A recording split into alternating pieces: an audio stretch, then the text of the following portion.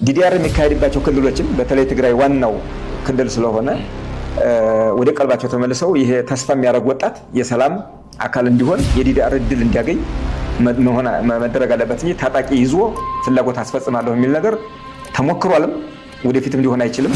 በተለመደው ትራዲሽናል ወይስ ተጋግዘን ተቀናይተን ነው የሀገራችን ድንበር የትግራይ በለው የአማራ በለው የኦሮሚያ በለው የአፋር በለው የውስጥ ደህንነት የሚጠበቀው የውስጥ ተጋላጭነታችን ሲቀንስ ነው።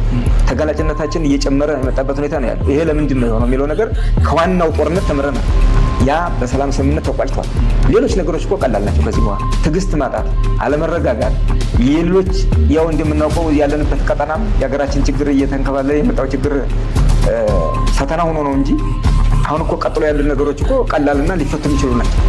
ስለዚህ ሁሉም ለሰላም ስምምነቱ ተገዥ መሆን አለበት። እንደ መንግስትም አሁን የጀመረውን ነገር አጠናክሮ መቀጠል አለበት። ስለዚህ እንደ ኮሚሽን ደግሞ ወጣቱን ጥያቄውን የመቀበል የመንግስትን አቅጣጫ ተቀብለን በዲዲአር እንዲወጣ የማድረግ የሰላም የልማት አካል እንዲሆን የማስቻል ስራ ተጠናክሮ መቀጠል አለበት። ይሄ የሚሆነው ስንተጋገዝ፣ ስንቀናጅ፣ ስንተማመን ነው።